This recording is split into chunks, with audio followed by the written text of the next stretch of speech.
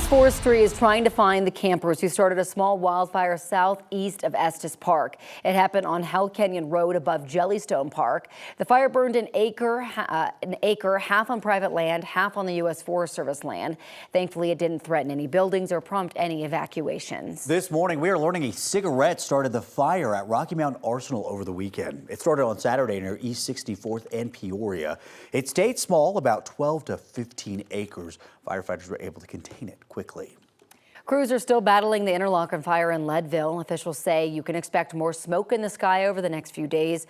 Firefighters are trying to make the containment line stronger on the northern end of the fire, and they're working to protect both the watershed and trails in the area. As of this morning, the fire is 96% contained. Right now, crews in New Mexico are still battling two wildfires. The South Fork Fire and Salt Fire is burning near the village of Ruidoso. As of this morning, the fires have burned around 24,000 acres combined, and that's about 37 square miles with only 31% containment. At least 2 people have died due to the fires. The 2 fires have displaced hundreds of people in Ruidoso. Right now, local Red Cross volunteers are in New Mexico helping them out. They're holding operations at the evacuation center in Roswell. Volunteers will be operating Red Cross emergency response vehicles. There will also be a mobile kitchen providing 400 hot meals per shift to evacuees and fire crews. This Tuesday is primary election day in our state. Colorado voters will decide Democratic and Republican candidates for the U.S. House, the CU Board of Regents, and the state legislature, along with other local races. 9 News will have complete coverage of election results on Tuesday night. We're also going to have crews at campaigns all over our area. We have you covered. Our live coverage will start when the polls close at 7 o'clock all the way through 10:30. On Thursday, President Joe Biden and former President Donald Trump will face off in their first 2024 presidential debate. Nobody's going to be watching the debate on Thursday night, right? Nobody? Will anybody be watching? Trump spent part of his weekend on the campaign trail rallying with voters in Philadelphia. The Trump team said that campaigning is his debate prep. They said he's meeting informally with advisors and members of Congress to talk about inflation and immigration. Meanwhile, President Biden is hunkered down at a Camp David with intensive prep sessions and mock debates going on. How is debate prep going? The Biden and team says he's trying to focus Thursday night's debate on abortion rights and Trump's attempt to undermine democracy. 9 News will stream the presidential debate on 9 News Plus. That's at 7 o'clock on Thursday night.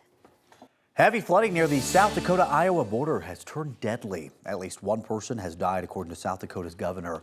This was what it looked like in Rock Valley, Iowa over the weekend. Rescue crews had to help people stranded in their homes. Iowa's governor says it is the worst flooding this area has seen in more than 30 years. I can tell you the devastation is severe and it's widespread.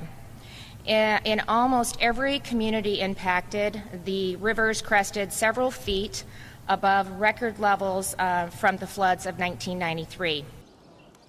The governors of both Iowa and South Dakota have declared states of emergency due to the flooding.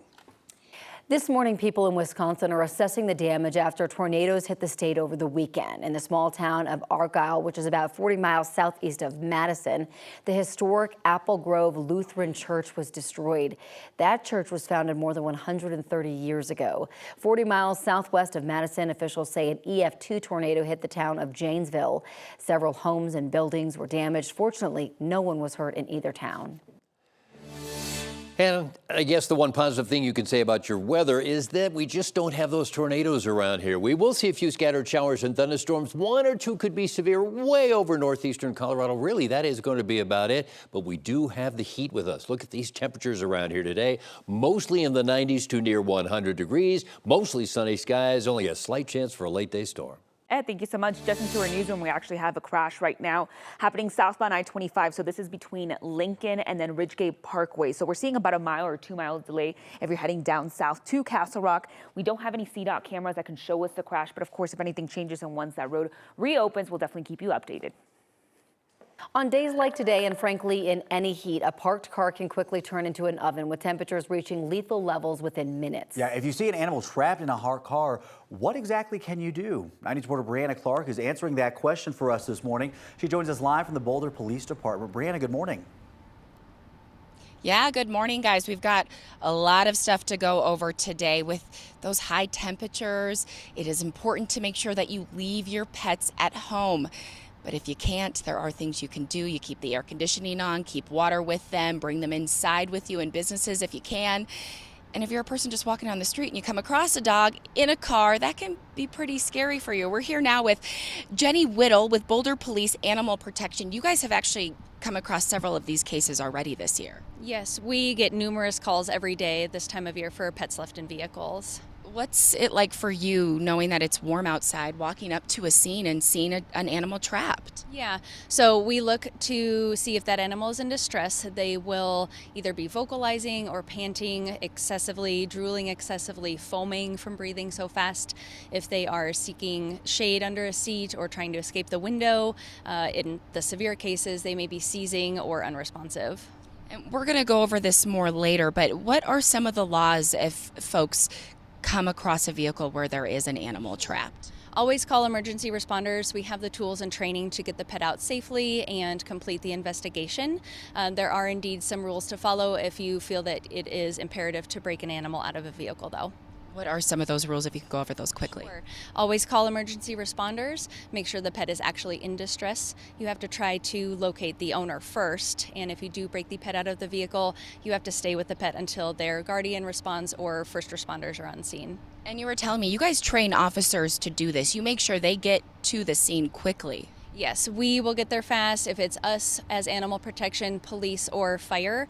And in our absence off duty, we've trained the police officers on how to best respond to these situations as well. Right. Jenny Whittle with Boulder Police Animal Protection. We've, again, got a lot to go over this morning. Coming up in about an hour, we're going to go back over those laws, what you can do as a citizen if you see an animal trapped. And I know you've seen the videos. It can be hard to break a window of a car. Now, we're going to be very cautious when we go over this with you and the steps that you need to take if you need to go to that next level. But we're going to share with you guys what you need to do if you see an animal trapped in a vehicle. Reporting live in Boulder, Brianna Clark, 9 News. And these temps, you just can't leave an animal in a car for any amount of time. It gets hot so fast in there. All right, Brianna, thank you.